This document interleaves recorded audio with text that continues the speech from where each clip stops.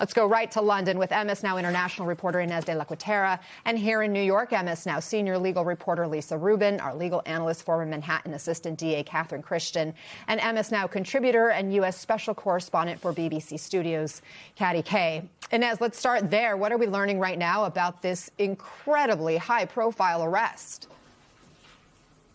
Hey, Anna, yeah, really a remarkable turn of events, and you mentioned it there. This is the first time in recent history that a member of the royal family has been arrested. And of course, news of this arrest comes after Thames Valley Police had said that they were investigating claims that Andrew may have leaked sensitive information to Epstein while he was trade envoy for the UK. So the latest batch of DOJ documents showed that there were emails that Andrew had forwarded to Epstein, or appeared to have forwarded to Epstein, that contained documents related to some kind of official visits that he had taken to Southeast Asia. So that could amount to misconduct in public office. We did get a statement from police, so they're not naming Andrew. That is typical from for UK police. But they say, we have today arrested a man in his 60s. And of course, we know that Andrew is in his 60s. He's 66. It's his birthday today.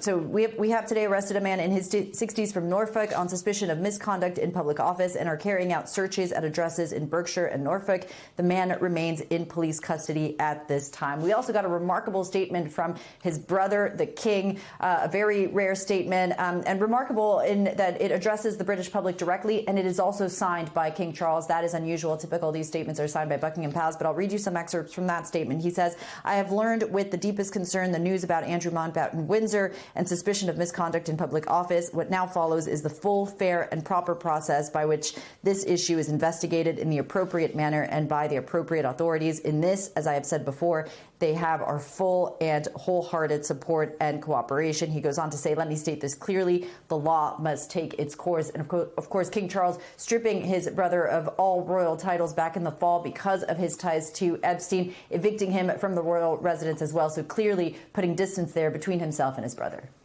Lisa, suspicion of misconduct in public office sounds pretty broad. Do we have any sense of what crimes they could potentially be looking into here and when we would expect charges?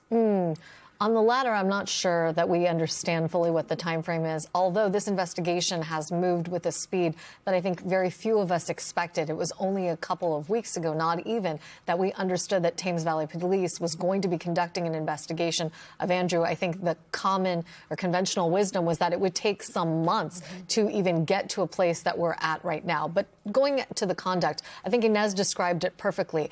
It's the understanding of many in the press that right now the focus on Prince Andrew, or the Andrew formerly known as Prince, as some people have said, is that it's not about his sexual misconduct or any sexual assault of Virginia Giuffre, but rather about his communications with Jeffrey Epstein, where he is passing along information that he accumulated in his role as the UK trade envoy. Many emails that were discovered in the Epstein files show him collecting information about foreign governments and or passing along investment opportunities, all of which should have been confidential, Anna.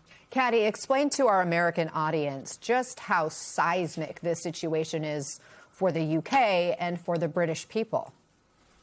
Look, I think this is enormous. I mean, you mentioned in the introduction that there hasn't been a sibling arrested since the 1500s. The last time a member of a British royal family was arrested was in 1647, and that was King Charles I, who then went on actually to be beheaded. Andrew has been losing favour with the royal family steadily over the course of the last year. But so it's not a total surprise. We knew he was under investigation. And yet this is still shocking to have a member of the royal family being basically put into a prison cell while he's being held like this. And he could be held, I've been told he could be held up for a maximum of 92 hours. Most likely it'll be kind of 12 to 24 hours. But he's being treated like a commoner. And I think that kind of gets to the difference that people see between the US and the UK. In the UK, the rule of law is being held very clearly. Whoever you are not above the law. You will be investigated, and you could even be arrested even if you're a member of the royal family. And people in the UK are saying, well, what about in the US? Where is the accountability in America? Right. Why is it that it's in the UK that so many people are being held to account, and that doesn't seem to be the case in the United States, where this all started? And that's such a good point, Catherine. The most prominent accuser of then Prince Andrew was Virginia Giuffre, an American. Jeffrey Epstein, of course, was also an American. Do you expect some kind of cooperation, or at the very least some kind of interplay between UK authorities and US authorities as this investigation proceeds? What would that look like? It should be, because in terms of Ms. Giuffre, the reason why there has not been an arrest for those sex crime charges is because she is no longer with us. So it's easier for the willful misconduct charges. Unless there were witnesses to her being trafficked or being sexually abused by the former prince, that would be a much harder case to prove. So this probably is a much easier one for the UK. And by the way, there's no statute of limitations in the UK, so that's why they're able to do this. But surely and that's obviously going to depend on the current Department of Justice, if there is information they have related to Epstein and the former Prince Andrew, you would hope there would be cooperation between the two countries. What are we hearing from the family of Virginia Giuffre after this monumental development? And I should note, too, there was a settlement previously with Prince Andrew and Virginia Giuffre in some civil litigation that was brought against him. But what are they saying, the family of Virginia Giuffre? And I keep thinking about what this might mean for other survivors of the Epstein abuse to see this kind of accountability. Well, we have a statement this morning, Anna, from the family of Virginia Roberts Giuffre, and I'm going to read it to you. It says, "At last, today our broken hearts have been lifted at the news that no one is above the law, not even royalty. On behalf of our sister, Virginia Roberts Giuffre, we extend our gratitude to the UK's Thames Valley Police for their investigation and arrest of Andrew Mountbatten Windsor. He was never a prince. For survivors everywhere, Virginia did this for you." And it's signed by her two brothers and their wives, Sky and Amanda Roberts, and Danny and Lynette Wilson. Catherine, your thoughts on what this moment means when it comes to accountability for victims and for survivors of Epstein abuse who've been seeking the truth to come out and justice of some kind? Because this person is so high profile, a former prince, it's very important. It's a statement. It's a statement which is hopefully heard in the United States, in the Department of Justice, and Congress, that it is true. No one is above the law. And so it's very important that the UK now he's obviously innocent until proven guilty, but it's important that the UK took this step. Even if it didn't relate to Ms. Giuffre, they have him for a crime that at least they hope that they can prove. You talked about some of the international fallout, Caddy. In addition to today's UK arrest, you have the former Prime Minister of Norway charged. You have a former French minister under investigation, and Paris prosecutors now say they've opened 2 new probes linked to Epstein. Yet here, the epicenter of this entire criminal enterprise is here in the U.S., with no apparent movement from law enforcement, at least in these more recent weeks and months. Why do you think we're seeing bigger legal reverberations internationally?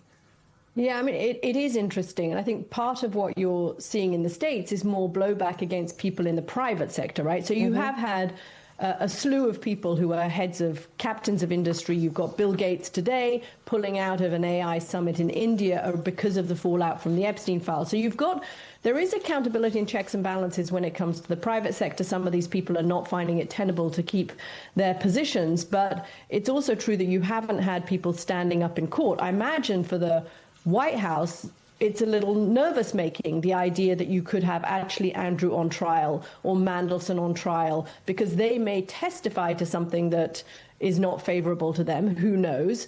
Whereas when these people are leaving, it's different when the people just step down or resign, because they're never being deposed. They're not standing in a courtroom being asked what they knew, who did they see, how many people were involved, what other people were involved, how did he get his money, all of that.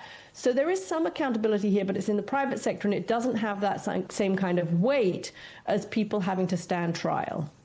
Caddy Kay, Inez de la Cuetara, Lisa Rubin, and Catherine Christian, thank you all so much.